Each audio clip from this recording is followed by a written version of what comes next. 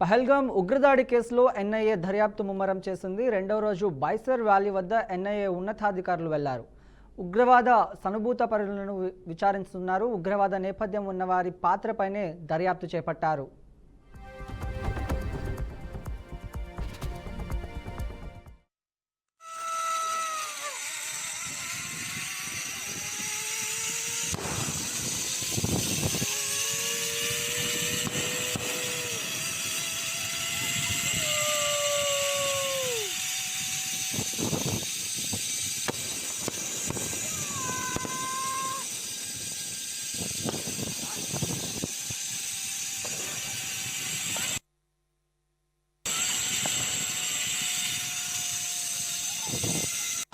الله أكبر الله أكبر.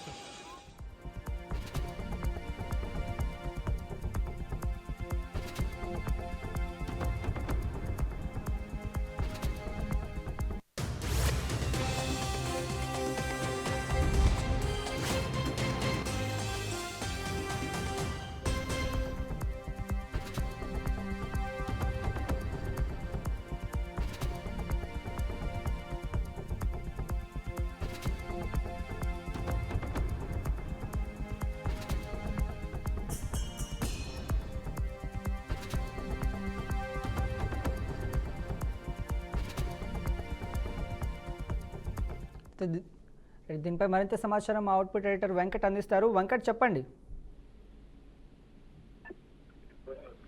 ప్రపంచవ్యాప్తంగా సంచలనం సృష్టించినటువంటి పహల్గామ్ ఉగ్రదాడి కేసులో జాతీయ దర్యాప్తు బృందం నేషనల్ ఇన్వెస్టిగేషన్ ఏజెన్సీ రెండో రోజు దర్యాప్తు ముమ్మరం చేసింది. ఇప్పటికే బైసర్లలో ఎక్కడైతే పహల్గామ్ లో ఉండే బైసర్లలో ఎక్కడైతే ఇన్సిడెంట్ ఘటన జరిగిందో అక్కడికి ఎన్ఐఏ అధికారులందరూ కూడా అక్కడికి వెళ్ళడం జరిగింది. ఎందుకంటే మనకు ఇప్పటివరకు అందిన సమాచారం కావచ్చు, లేదంటే బయటకు వచ్చిన వీడియోస్ కావచ్చు, ఖచ్చితంగా ఆ బైసన్ లోయలోనే ఆ దాడికి సంబంధించి కొంతమంది ఇన్ఫర్మేషన్ ఉంది.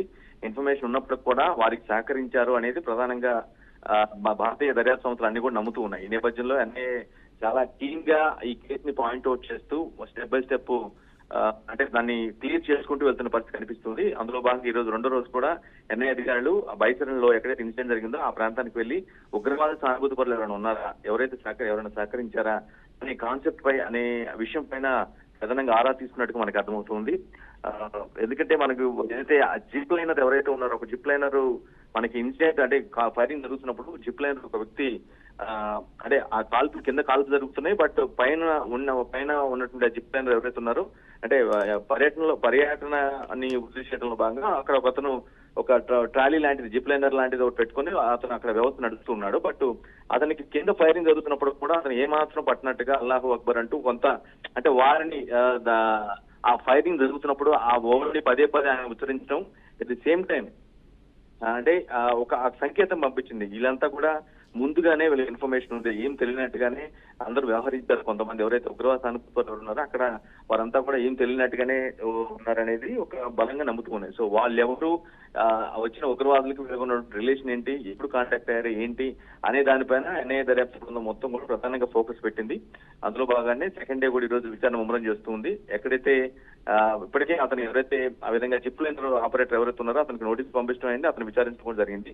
అవసరమైతే మరోసారి విచారించడం కూడా సిద్ధంగా ఉన్నారు. అతని పాత్ర కనుక నిజమని తెలిస్తే వారితో సంబంధాలు ఉండే ఉగ్రవాదుల దాడికి సంబంధించి ముందుగానే ఇన్ఫర్మేషన్ ఉండి చెప్పకుండా వారికి సహకరించారని తెలిసి ఉంటే మాత్రం చాలా స్ట్రిక్ట్ యాక్షన్ ఖచ్చితంగా అతని అరెస్ట్ చేయడంతో పాటు కఠిన శిక్ష విధించే అవకాశం అయితే స్పష్టంగా కనిపిస్తుంది. ఎందుకంటే ఒక జాతీయ భద్రతకు సంబంధించిన విషయం కాబట్టి దేశంలో భాగంగా ఉన్నప్పటికీ దేశ పౌరుడిగా ఉండి ఆ విధంగా పక్క దేశం ఇన్స్టిగేట్ చేసి పంపించిన ఉగ్రవాదులకు సహకరించడం అనేది చాలా పెద్ద నేరం. కాబట్టి ప్రాస్పెక్ట్ లో ఎవరైతే ఉన్నారో కొంతమంది జిప్ లైనర్స్ తో పాటుగా ఇంకెవరైనా ఉన్నారా, ఎవరైతే ఉన్నారో వారందరినీ కూడా అదుపులో తీసుకుని విచారించడం కానీ వారి దగ్గర నుంచి సమాచారం రాబట్టడం కానీ ఈ కాన్సెప్ట్ లో ఎన్ఐఏ అధికారులు మొత్తం కూడా దర్యాప్తు ముమ్మరం చేస్తున్నారు.